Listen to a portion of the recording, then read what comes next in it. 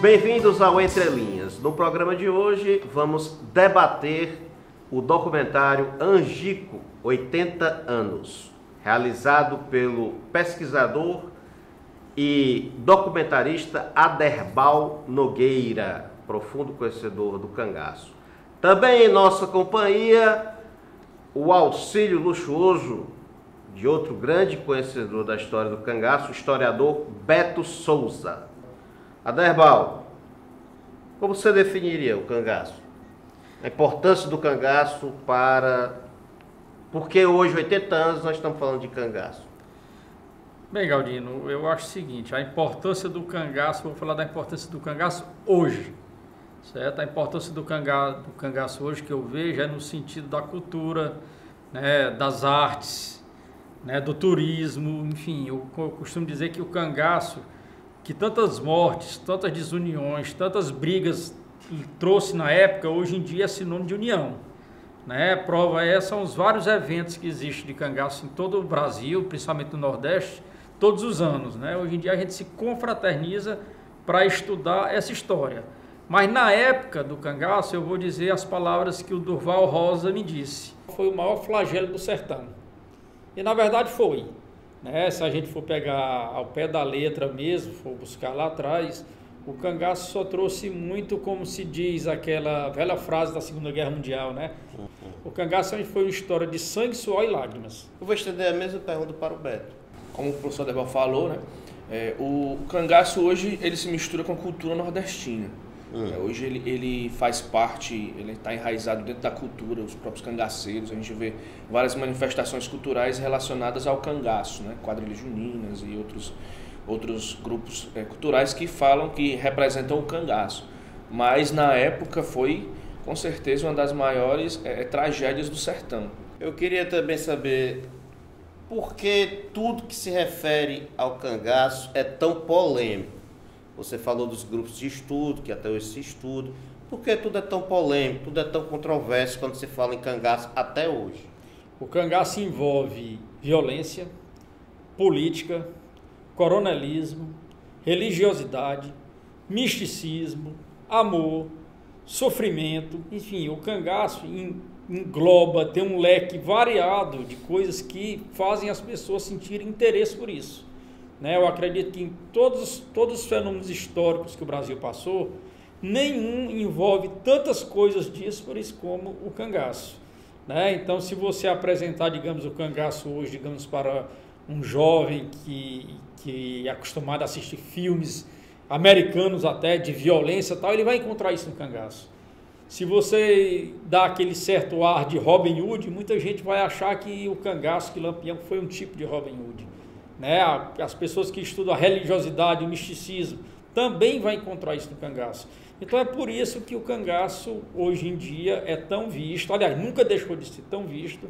É o tema mais escrito, né? Por incrível que pareça, o cangaço é o tema mais escrito. Talvez na América Latina nem um tema seja tão biografado como Lampião e como o cangaço. A prova é que todos os meses, pelo menos 2 livros são publicados sobre o cangaço. Tem uma frase no documentário que, segundo remetida ao Lampião, que ele dizia: em Alagoas eu durmo de pijama, em Sergipe eu durmo de cueca. Fala um pouco sobre isso, então. Bom, o que eles queriam dizer em relação a isso? É que em determinados locais, membros das forças policiais tinham pacto com o Lampião. O que ele quis dizer é isso. Eram estados mais pobres, talvez? Corrupção. Eram estados mais suscetíveis à ação do cangaço. Não é estados, são determinadas pessoas. A gente não pode generalizar que toda força volante era corrupta e que toda força volante tinha pacto com o Lampião. Não, sim, claro que não. Mas existiam oficiais, existiam as pessoas que compactuavam com ele. Por exemplo, eu lembro que a gente entrevistando o Sargento Elias falando sobre as armas, né? Como é que o Lampião conseguia a arma? E ele usou uma palavrazinha bem interessante. Ele disse: olha, era gente poderosa que ajudava ele. Não era qualquer mequetrefe. Ele fala isso. Que ia, no documentário. Porque mequetrefe não tem arma, não tem munição, não tem nada para o cara tinha metralhadora.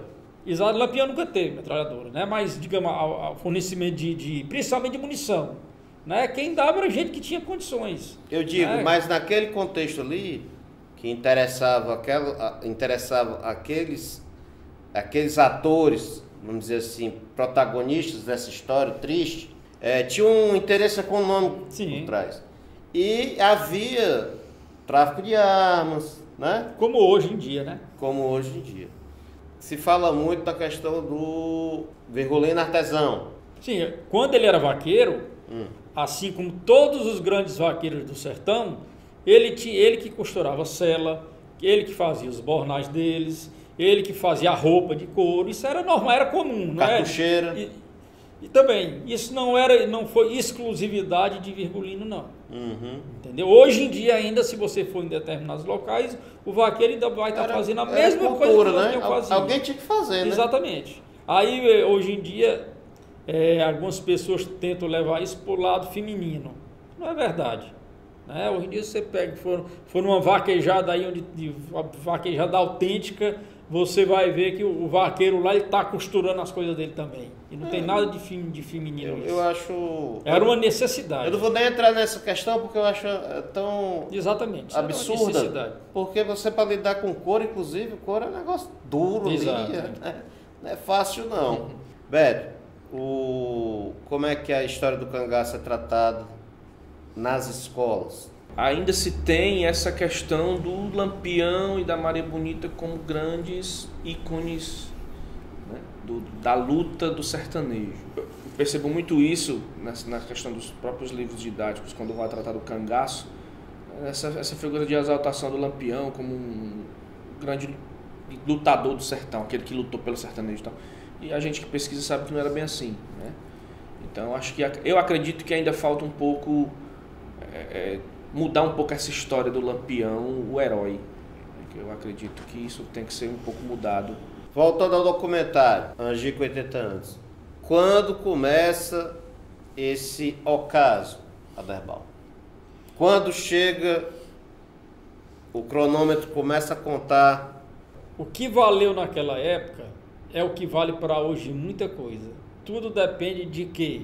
Para se fazer alguma coisa nesse país. Dinheiro. Não. De vontade política. Ah, tá, desculpa. Se não for a vontade política, nada muda. Mas a vontade política Nada é motivada pelo dinheiro. Não, na verdade, na época do cangaço, quem era que estava no poder? Getúlio. Certo. Era o Estado Novo. Como é que Getúlio ia permitir que um bando de foras da lei tomasse conta do Nordeste, enquanto ele ali não podia fazer nada em relação a isso? Então ele determinou. Ou me entregam a cabeça de Lampião, ou eu vou destituir todos os comandantes de volante do sertão. Ou seja, ficaram entre a cruz e a espada. Ou fazia a ordem, cumpria a ordem, ou Getúlio era Getúlio. Entendeu? Então, foi uma coisa que eles foram colocados. Tanto é que em um mês, praticamente, Lampião estava morto. É aquela história, se não fossem os grandes coronéis, Lampião não sobreviveria 20 anos. E depois que Getúlio deu a ordem, no instante isso acabou. É igual hoje em dia, qualquer coisa que a gente quiser mudar nesse país, se não for a política, não muda. Não muda, tem que ter alguém de pulso firme para mudar, porque senão não muda nada. Quando eu falei do dinheiro, no sentido, a gente sabe, e no documentário fala muito disso, que as volantes eram muito motivadas pelos famosos espojos, né? Mas aí, Galdino, é outra história. Mas eu queria que você abordasse, já que o documentário aborda Tudo bastante bem. isso. Isso aí que você está dizendo não tem nada a ver com acabar com o cangaço. Isso aí era o espólio de guerra que existe em todas as guerras, não só na Guerra Lampiônica. Todas as guerras sempre existia o espólio de guerra. O volante naquela época, ele era um cara que ganhava pouco, sofria muito, muitas vezes nem recebia, vivia à míngua, então para eles, matar um cangaceiro e ficar com o que aquele cangaceiro tinha, era como se fosse um bônus. Ele tinha o direito a ficar com aquilo para ele. Aí muita gente diz, tá roubando do cangaceiro. Ele estava ganhando aquilo ali, se apropriando daquilo ali, coisa que, diga-se de passagem, o cangaceiro já tirou de alguém. Né? Para você ter uma ideia, os cangaceiros e as cangaceiras que eu conheci, todos eles, sem exceção, diziam, quando conversavam comigo, nós era bandido. Ou seja, o que eles tinham foi fruto do roubo de alguém. E, complementando a história, o volante, o soldado, quando matava um cangaceiro, ele tinha direito a se apropriar daquilo ali, porque afinal de contas ele arriscou a vida, né? Foi ele que foi à luta, foi ele que foi à caça, né? E queira bem ou mal, alguém tinha que fazer aquela missão. Né? Certo, continuando nessa pergunta, Beto, sua opinião. O grande antagonista no caso na Batalha Campal, no conflito, foi o João Bezerra, grande antagonista de Lampião? Eu acredito que João Bezerra tem um papel fundamental, né, nessa questão. Essa questão do Angico, né, do episódio de Angico. Eu acredito que ele tem assim, um papel fundamental nessa história, né, pela questão de como ele agiu, né, de como ele montou a estratégia para derrotar o Lampião lá em Angico. Né, então, fora ele, havia mais 2 grupos, né, volantes, né, Chico Ferreira e o Aniceto, né? Então, mas acredito que João Bezerra foi talvez o grande nome ali desse... O João Bezerra, eu penso o seguinte, na verdade, é aquela história, ele estava no lugar certo na hora certa. Né? Lampião ia tombar a qualquer momento a partir da ordem de Getúlio. E coincidiu de ser ali. Aproveita e fala do telegrama, que está no documentário. Bom, eu prefiro até que as pessoas vejam, assistam, né? A história do telegrama, que já é muito o telegrama era a sentença, né, de morte geral, né? O telegrama... Ou resolve ou morre todo mundo. Mas o telegrama nada mais foi do que dizer que Lampião estava ali. Foi só isso. Mas também não teve nada a ver de Getúlio. Mas se você não resolver... Não, é uma diferença. A ordem de Getúlio foi para todos. Tanto podia ter sido em Angico, como podia ter sido em qualquer lugar que Lampião estava. Uhum. A história do telegrama foi só a notícia de que Lampião estava ali. Foi só isso. E João Bezerra tomou uma iniciativa junto com os outros, né, os outros comandantes, de ir dar combate a Lampião. Mas a ordem mesmo, tem que matar Lampião, foi de Getúlio. Bem, ainda nesse campo das polêmicas, nós, desses 80 anos, nós tivemos agora, recentemente, segundo Gilberto Freire, que reputou, né, a esse pesquisador, Frederico Pernambucano de Melo, Gilberto Freire, o grande autor de Casa Grande e Senzala, disse que o Frederico Pernambucano de Melo era o maior conhecedor da história do cangaço. E o Frederico está aí e acabou de lançar um livro também por conta dessa data, que é uma data marcante, 80 anos de Angico, né? Ele lançou um livro desconstruindo, por exemplo, a morte de Lampião, como Lampião foi morto. Então, inclusive, ele apresenta lá uma teoria que foi um tiro só na região do umbigo. E isso gerou uma polêmica entre os grupos de pesquisadores, está gerando uma grande polêmica. Eu queria que vocês falassem sobre isso. O professor Frederico, ao lado do professor Amauri, são os grandes referenciais na historiografia do cangaço. Isso aí não resta dúvida. Eu, como pesquisador, eu devo muito a Frederico e a Amauri. Muito, muito, muito mesmo. Sem eles, a nossa historiografia, o nosso entendimento do cangaço não seria o mesmo. Isso aí é coisa pacífica. Quanto à questão que o professor escreveu, eu ainda não li o livro, mas assisti a entrevista. Então é aquela tal história. Ele levantou uma polêmica no qual eu, como pesquisador, eu posso, eu e qualquer um outro pode questionar, pode perguntar, isso é normal, isso não tem nada de ninguém querer desfazer o trabalho de ninguém, quanto mais da grande autoridade como é o professor Frederico, né? Amigo nosso há muito tempo, eu conheço o Frederico, enfim. Mas o que é que eu penso em relação a isso? O Frederico falou que conversou com o soldado que se diz o matador de Lampião. Eu também conversei com outros que dizem o contrário. Então, como é que a gente vai saber quem realmente matou ou deixou de matar? Eu vou falar como pesquisador, certo? O que eu acho em relação ao que o professor Frederico disse. Inclusive, eu consultei 2 amigos que são cirurgiões, são médicos, e eu perguntei se um tiro na barriga mata instantaneamente. Eles disseram que não. É muito difícil, muito improvável um tiro na barriga matar a pessoa instantaneamente. Então o que é que eu acredito? Lampião recebeu o tiro do soldado Sandes, tudo bem, pode ter recebido, mas ele levou mais outros 2 tiros. E ele caiu no chão, mas não morreu. Ele ficou, como a gente diz, nos estertores da morte, né? Ficou ali se estribuchando, sangrando, que ele ia morrer daqueles tiros, com certeza ele iria, porque ele ia sangrar até morrer. Mas ele não morreu instantaneamente, isso é o que eu penso. Quando a volante chegou, que o Lampião estava no chão, o Panta, o soldado Panta, que viu ele ali no chão, que não sabia que era ele, deu um tiro na cabeça dele. E esse tiro, para mim, foi o tiro final, porque ele ainda estava vivo. Ele estava estribuchando, ia morrer, ia. Mas quem eliminou foi o Panta, né? E não só o Panta disse isso, como outros soldados que estavam lá na hora viram quando o Panta deu esse tiro. E isso é uma coisa notória. Inclusive, em uma das entrevistas do Panta, ele fala, né, quando ele dá o tiro na cabeça, o próprio Santos disse que não esbagasse a cabeça não, que esse é Lampião, porque o Panta não conhecia Lampião, né, já o Santos, sim. Exatamente. Então, para mim, o tiro final foi do Panta. Isso aí, digamos, eu não sei se tem como provar isso, digamos, legalmente hoje em dia na medicina e tal, enfim. Mas para mim, como leigo, como observador, agindo com bom senso, eu acho que um tiro na barriga não ia matar instantaneamente. Ele caiu, estava sangrando e o Panta chegou e terminou de matar. Então, quem matou, que deu o tiro, que realmente ceifou a vida de Lampião, foi o Cabo Panta. E eu digo isso sem querer, digamos, ir de encontro ao mestre Frederico, né, de forma alguma, mas eu estou dando a minha opinião como qualquer um pode dar. Né? E como ele também pode ir contra o que eu estou dizendo, o professor Frederico, mas eu sempre costumo agir com o cangaço e com outros trabalhos que eu faço, primeiramente com bom senso.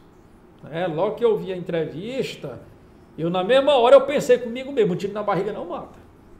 Aí o que eu fiz? No outro dia liguei para eu conheço vários médicos, liguei para 2 amigos cirurgiões para perguntar sobre isso.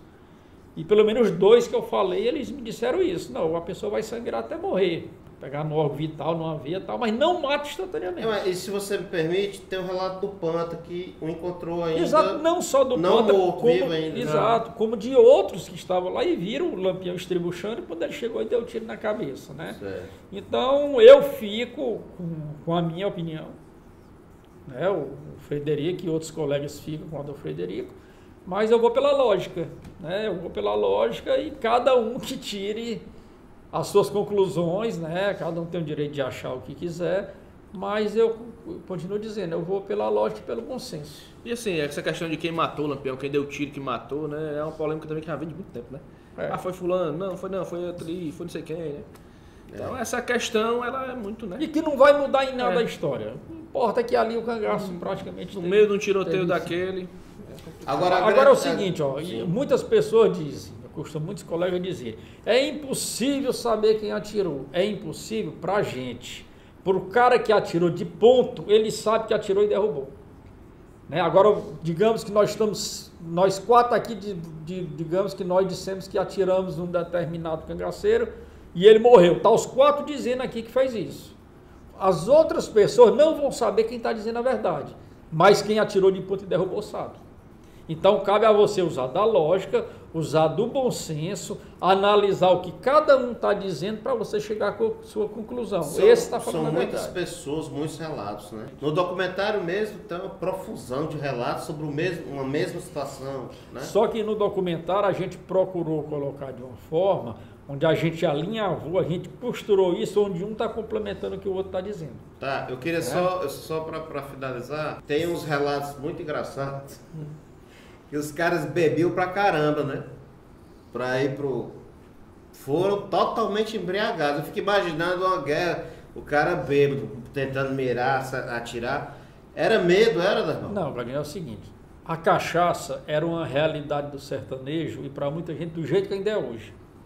Do jeito que ainda é hoje. Eles tomavam aquilo naturalmente. Não, mas, tanto cangaceiro mas tem muito relato dizendo que o cara tinha que tomar porque o medo era grande. Não era tava que se tremendo. Não era que tinha que tomar. Alguns dizem isso porque realmente para eles era. Inclusive esse que eu citei agora, o Chico Ferreira. O Chico Ferreira estava completamente embriagado. Ele tinha bebido. Se ele estava completamente embriagado, aí é outra história. Mas ele disse que estava. Né? Eu não sei. Né? Agora eu faço como outro. Eu não estava lá. Né? Mas que eles bebiam.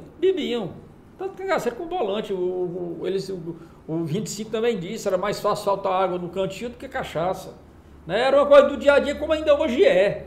Eu ando muito no sertão, vou pensar, as pessoas bebem ainda comumente e normalmente. Não, mas muito. eu estou querendo focar nessa questão de beber, porque sabia-se que ali, como eles falam, vários falam, ali o negócio ali a cobra era pesado, grande. Era pesado. O negócio ali não era brincadeira, não. Então, muitos beberam realmente por conta disso, como o Elia disse, para dar coragem, mas não para ficar bêbado, né? Porque o cabo bêbado ele não consegue nem segurar uma arma. Para dar coragem. As quedas. Bebia para dar coragem porque fazia parte.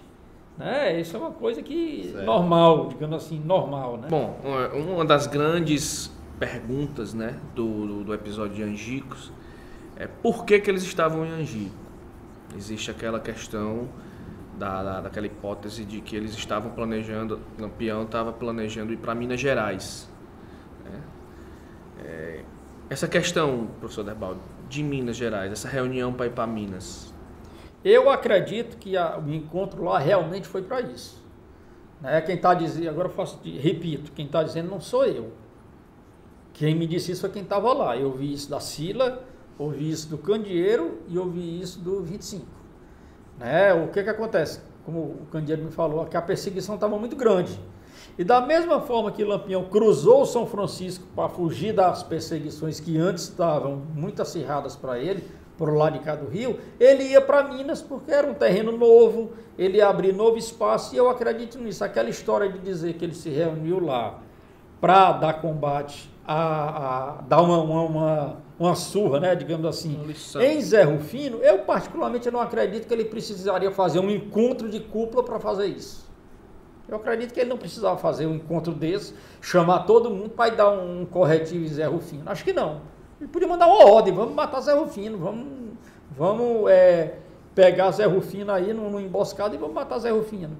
Eu acho que realmente ele chamou todos lá porque ele ia dizer que ia para Minas e quem quisesse ir com ele que fosse, quem não quisesse que ficasse. Agora, assim, ele iria para Minas para continuar como cangaceiro em Minas ou para largar o cangaço como fez, no caso, né, o senhor Pereira quando saiu do cangaço? Eu acredito que ele ia continuar o cangaço. Ele não ia deixar o cangaço. Pelo menos eu nunca ouvi, nas poucas pessoas que eu conheci, ninguém dizer que Lampião ia deixar o cangaço. O próprio 25 dias. Lampião morreu como morreu, mas nunca deixaria o cangaço. Então eu acredito que ele ia abrir um novo espaço.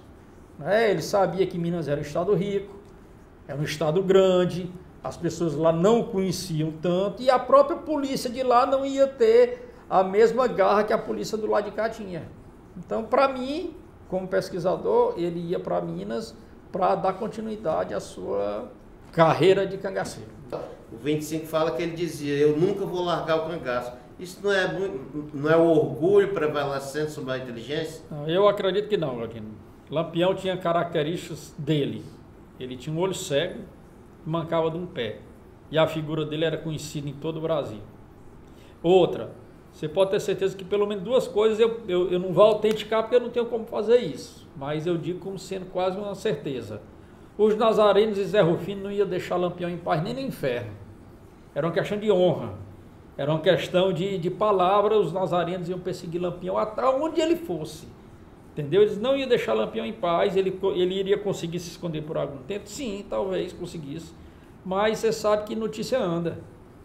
Um cara chegar numa região estranha com dinheiro, todo mundo ia desconfiar, ia ligar uma figura a outra. Ou seja, ele sabia que ele não ia ter paz. Sem saída. Não ia ter paz. Outra, assim, um grande questionamento, né, que a gente vê com relação ao episódio de Angico é a questão das metralhadoras, né? Quantas eram, professor Derbal, assim, nos depoimentos que você colheu com o pessoal que estava em Angico? Quantas metralhadoras eram? Quais eram essas metralhadoras, a marca? Bom, vamos lá. Como conseguiram essas metralhadoras, né, as volantes no caso? Bom, vamos lá. Em questão das metralhadoras. Às vezes, eu vejo alguns depoimentos que eu penso de uma maneira diferente. Por exemplo, quantas metralhadoras tinham? Alguns dizem que tinham 2, alguns dizem que tinham 3, alguns dizem que tinha 4. Certo? Para mim, o que importa é que tinha metralhadora. Qual era a marca da metralhadora? Ah, fulano mentiu porque ele disse que a marca era tal e a marca não era tal. Meu amigo, você querer que um cabo lembre da marca de uma metralhadora que aconteceu há não sei quantos anos atrás, sem eles, muitas vezes, alguns deles nem viram qual era a marca da metralhadora, eles viram só que tinha metralhadora. Ou seja, o cara não está mentindo em relação à metralhadora. O que ele sabe é o quê? Que a metralhadora estava lá.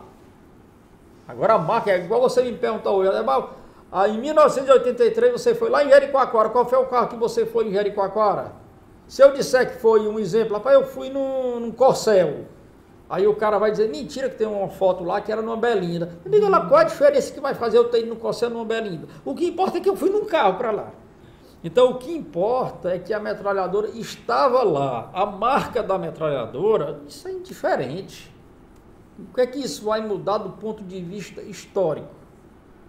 Né? Não vai mudar nada. O que importa é que ela estava lá e que aconteceu. Com cada volante? Ou... e com cada comandante. Cada comandante, com cada comandante. O que importa é que a metralhadora estava lá e a metralhadora, como eles disseram, era quem fazia o serviço pesado. Que uma rajada de metralhadora, né, já varia por quantos tipos de fuzil. Professor,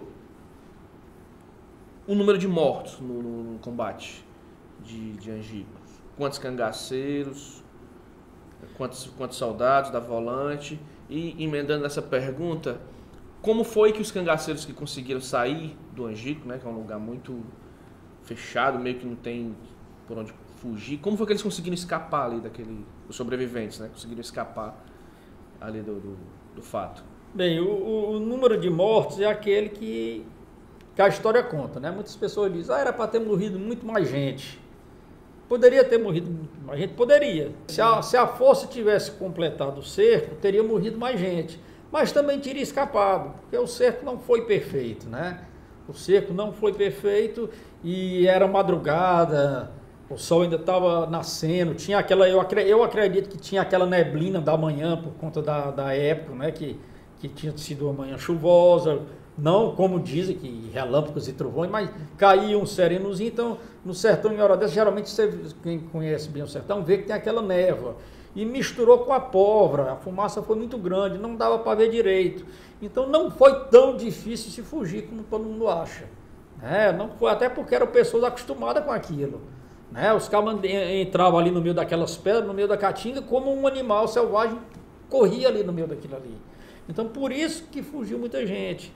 Os cangaceiros que morreram foi quem estava mais próximo de Lampião.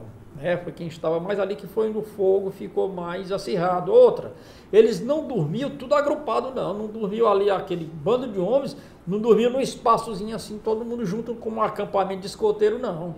Eles estavam espalhados ali no leito do riacho, cada qual procurando o seu lugar melhor para dormir. Por isso que se fugiu muita gente. Quando o pseudo-cerco foi feito, eles não estavam em todos os pontos onde tinha cangaceiro dormindo, não. Eles estavam espalhados. Mesmo, você não falou. Morreu Lampião, Maria Bonita, mais 9. Isso 11. Aí, exatamente, isso aí todo mundo sabe. E por parte do volante? Por parte das forças volantes, morreu só um policial, um volante, que foi o Adriano, O soldado Adriano foi o que morreu durante o combate, Os que escaparam, como é que escaparam? Escaparam pelo que eu disse, o cerco não estava todo formado. A descida do riacho, a maioria fugiu por ali. Escapou muita gente, né? Claro, escapou, a grande maioria escapou, fugiu por ali, só morreram aqueles, e eles não deram perseguição aos que conseguiram fugir, porque Lampião estava morto. Aproveitando esse gancho também aí da questão dos que fugiram, dos que conseguiram escapar, existe uma grande corrente que defende a ideia de que o Luiz Pedro voltou para cumprir uma promessa, de que quando Lampião morresse, por eventual assassinato do irmão dele, que esse tiro lá, ele meio que jurou lealdade a Lampião até a morte do Luiz Pedro, E existe essa corrente que defende a ideia de que ele voltou para cumprir essa promessa, Luiz Pedro voltou para cumprir a promessa de morrer com Lampião, quando ele soube que Lampião morreu. O que é que você diz sobre isso, professor? Em relação eu penso diferente, Beto. Aliás, eu não só penso diferente, como eu penso diferente porque eu ouvi de um remanescente que, na verdade, Luiz Pedro voltou para pegar o bornal de Lampião, que ele sabia que estava cheio de ouro, cheio de dinheiro. Eu acredito que ele voltou foi para pegar o Bornal de Lampião mesmo. Ele arriscou, né, arriscou alto e acabou morrendo. Inclusive tem depoimentos de volantes que diz que ele foi atingido quando vinha voltando de onde Lampião estava. Ele tentou ir, não conseguiu e já ia voltando. Deu de cara, né? Foi quando ele foi morto, né? Eu não acredito, quer dizer, poeticamente, na imaginação, é muito bonito você dizer que ele voltou para cumprir a promessa. Eu, particularmente, eu não acredito. Eu não acredito. É muito difícil que ele tenha voltado para cumprir essa promessa. Pode ser? Pode, mas eu, Aderbal, eu não acredito. Ele sabia que Lampião tinha um bornal forrado de riquezas e ele não ia deixar aquilo ali na mão das volantes. Ele voltou para pegar aquilo ali. Inclusive, um ex-cangaceiro, quando me disse isso, deu até uma risada. Ele disse, você acha que ele voltou para morrer? Ele voltou porque sabia que o Bornal de Lampião estava cheio de dinheiro, foi por isso que ele voltou. Agora, na visão de muita gente que tem o cangaço como uma coisa idílica, né? Romântica, é muito bonito você dizer, o cara voltou para cumprir a promessa. Na minha opinião, ele voltou para pegar essa botija de Lampião, não foi por outro motivo, não. Muita gente vai me recriminar por eu estar dizendo isso, mas mais uma vez eu repito, eu falo pela lógica, eu falo pelo bom senso. Eles eram cangaceiros. Eles eram cangaceiros. Então, ele sabia o que tinha ali dentro do Bornal de Lampião. Mas assim, Aderbal, você acha que... É uma hipótese levantada, é uma pergunta minha também, que eu já tenho essa dúvida. Não existe a possibilidade dele ter voltado para tentar ajudar Lampião? Acredito que não. Acredito que não, porque ele sabia que o negócio ali era duro, que era pesado, tinha metralhadora, que não era comum ter metralhadora em combate. Ele viu que o negócio ali era duro e ele sabia que se ele voltasse, ele ia morrer. Ele arriscou alto, na minha opinião. Ele arriscou alto, eu não vou deixar aquele dinheiro. Eu não vou, porque ele sabia que ali podia estar a solução da vida dele. Era muito dinheiro, você sabe que era muito dinheiro que tinha ali, né? Então, eu penso isso. Para mim, eu descarto totalmente a história dele ter voltado para cumprir essa promessa feita na época que o irmão de Lampião morreu naquele acidente, né? Bom, mas... Com relação a cachorros, né, no coito, no caso de Angico, tinha cachorro, não tinha lá na hora do ataque? Por que latiu, por que não latiu? Bom, essa história do cachorro é bem interessante. Pelo que eu ouvi, eu não estou falando por ouvir dizer, eu estou falando do que eu ouvi e eu não posso também garantir que é verdade. Eu estou dizendo o que eu ouvi e que eu acredito que seja verdade, porque não tinha por que eles mentirem. No dia de Angico tinha um cachorro. E esse cachorro era o de Lampião. E ele saiu na madrugada, quando alguns cangaceiros saíram para pegar leite na fazenda, esse cachorro acompanhou, que é normal. Se estiver no sertão, você sabe que isso é normal. Porque eu tenho um cachorro. Quando eu saio do quarto, ele me acompanha. Se é de madrugada, um dos meus filhos sai para ir em algum canto, ele acompanha. Isso é normal do cachorro fazer isso. Então, quando esses cangaceiros saíram para buscar o leite, o cachorro acompanhou. O cachorro saiu da grota.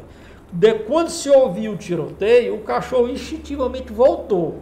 Tanto é que ele foi morto depois do combate. Ele apareceu lá depois do combate. E quando ele apareceu, ele foi morto. O que eu posso dizer em relação ao cachorro é isso. Outra coisa também, que é aquela tal história, o cachorro não latia. Ele rosna e fica todo oriçado. Então os cães dos cangaceiros, eles faziam isso, que latir dentro da caatinga era entregar onde eles estavam. Então, inclusive, quem tiver curiosidade, eu tenho um vídeo no YouTube onde eles falam como eram os cachorros. Quem fala não sou eu não vivi naquela época. Tanto é que nos meus vídeos no YouTube eu não apareço praticamente em nenhum vídeo.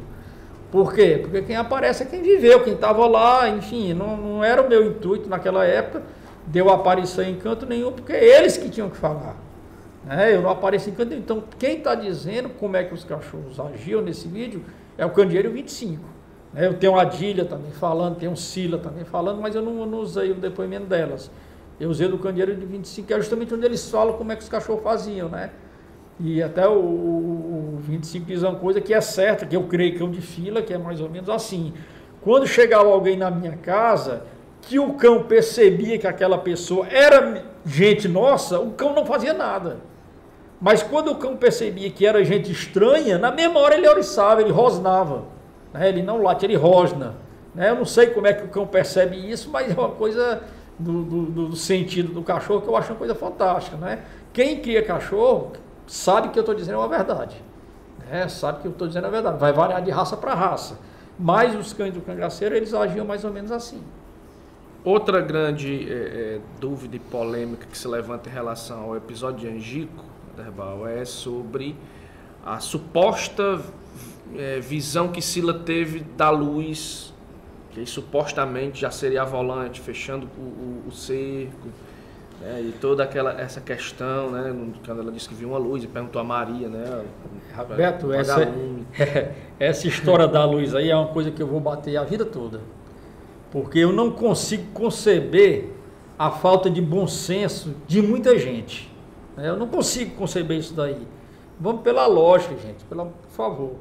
Vocês acham que a Sila viu a volante? Ela não viu a volante. Você nunca viu a Sila dizer que viu a volante. Você sempre vai ver nos vídeos a Sila dizer que viu uma luz. E realmente ela deve ter visto uma luz. Só que essa luz não era a volante. Até porque se ela tivesse visto a volante, vocês acham que ela ia dormir? Ela não ia dormir, se ela fosse doida de ter visto a volante, de ter dormir. Ela viu uma luz que não era a volante. O próprio Durval me disse, ali era caminho que passava gente. Passava vaqueiro, passava gente ali ao longe. Ela deve ter visto alguém passando na noite anterior. O que acontece? Depois do ocorrido, que eles fugiram de Angico, aí a Sila erroneamente deduziu que era a volante. Isso é outra história. A Sila mentiu quando ela disse que viu a luz? Não, ela não mentiu. Ela viu a luz, mas ela não viu a volante. Eu tenho todos os vídeos da Sila, não só que eu gravei, como a televisão, enfim. Todos os documentários e reportagens que a Sila deu, ela sempre diz, eu vi uma luz. Ela nunca disse que viu a volante, eu repito. Depois do ocorrido, é que ela disse que se tivesse avisado a Lampião ou a Zé Sereno, aquilo não teria acontecido. E de fato, poderia não ter acontecido. Porque mesmo sem ela ter visto a volante, ter visto uma luz, só em ela dizer aquilo, Lampião e Zé Sereno ou outros cangaceiros iam tomar uma providência. Opa, ou a gente sai ou vamos botar sentinela espalhado por aí. Entendeu? Ia ser uma precaução que poderia ter evitado o que aconteceu em Angico. Mas as pessoas botam na boca da Sila que ela disse que viu a volante. Isso aí é que eu não aceito, né? A gente tem que tratar a história com bom senso, né? Principalmente com bom senso e com responsabilidade. Né? Eu vejo muita gente dizer que fulano mentiu. Pô, um dia desse eu estava, uma pessoa falando comigo, diz, rapaz, Dadá mentiu mais que a Sila, não foi? O que eu respondi para essa pessoa? Olha, eu não conhecia a Dadá. Então eu não vou dizer que ela mentiu. O que eu sei é o seguinte, se você pegar os vídeos que a Dadá fala, Memórias do Cangaço, a Musa do Cangaço, enfim, e você vê a Dadá falando, ela é muito coerente. Sim. Agora, se você for pegar a matéria de jornal e de alguns livros, você vai ver um monte de asneira. Pegue todos os vídeos que Sila fala, todos os vídeos, e veja onde é que Sila comete alguma mentira. Não comete. No máximo um erro do nome do Andata, que é normal. Mas mentira, como tem, principalmente em jornal e em alguns livros, isso ela não diz. E eu tenho certeza que não foi ela que disse. Nem ela, nem os outros. Foi alguém que botou errado lá, ou por engano, ou porque é melhor vender dizendo que fez isso do que fez aquilo outro. Eu vou dar um exemplo comigo, Beto, que traduz exatamente o que eu estou dizendo, bem simples. Eu dou uma entrevista há um tempo atrás para um grande jornal de uma capital. E o cara gravou a entrevista e escreveu. Quando a matéria saiu dizendo que eu, Aderbal Nogueira, pesquisador do cangaço, disse que Lampião veio várias vezes a Fortaleza, disse que 25 levou um tiro na perna lá em Angico. Ou seja, quem não me conhece, na hora que vê aquilo no jornal, o que vai dizer? Ô pesquisadorzinho, fuleiragem esse daqui. Como é que o cara está mentindo desse jeito? Já quem me conhece vai dizer, rapaz, o Aderbal não ia dizer um negócio desse. Então é daí que surge a mentira que bota na boca de muita gente. Então, falta bom senso das pessoas de saber analisar. Rapaz, será que ele disse isso? O que ele ganharia em dizer isso? O que ela ganharia em dizer isso? Tem gente que diz, todo mundo que estava em Angico mentiu. Ô, gente, mentiu para quê? O que a pessoa ia ganhar em mentir em relação ao combate de Angico que morreu Lampião? Pega os depoimentos desse vídeo, por exemplo, que a gente fez, que você vai ver que não tem nenhuma asneira ali. Você pode até querer procurar uma mentira ali, você não vai encontrar uma mentira deslavada. Não vai, é uma questão de bom senso. É uma questão de... O Lampião ia tombar em combate, ou ali ou em qualquer outro canto. E se ele tivesse tombado em Pernambuco, aqui no Ceará, ia ter um monte de gente dizendo que Lampião não morreu, que Lampião foi envenenado, porque as pessoas acham que Lampião é Clark Kent, né? Que Lampião veio lá de Kryptonita. Pelo amor de Deus, Lampião ia morrer, gente, de bala. Ele ia morrer, um dia chegar o dia dele e aconteceu. Um dia morre de bala, difícil ser preso ou morrer de outra forma. Era a vida dele, né? Aquilo ali fazia parte da vida dele, então uma hora ou outra ele ia acabar. Exatamente. Então, tanto é que quando eu vejo algumas coisas escritas sobre essa invenção, Lampião morreu sem dar um tiro. E qual o problema dele ter morrido sem dar um tiro? Lampião tinha uma antena, avisando, ó, tem um soldado bem ali que vai atirar em você. Ele tinha uma antena para captar onde é que estava a arma. Pelo amor de Deus, vamos ter bom senso quando a gente fala sobre isso daí. Ele morreu ali como poderia ter morrido e ia morrer em outro combate. De bala. De bala. Não é porque ele morreu que a pessoa vai dizer que ele morreu envenenado ou que ele fugiu. Né? Enfim, eu penso dessa forma. Eu não sou o dono da verdade, de forma alguma, né? Mas eu procuro agir com a lógica. Ô, Adalmal, eu queria falar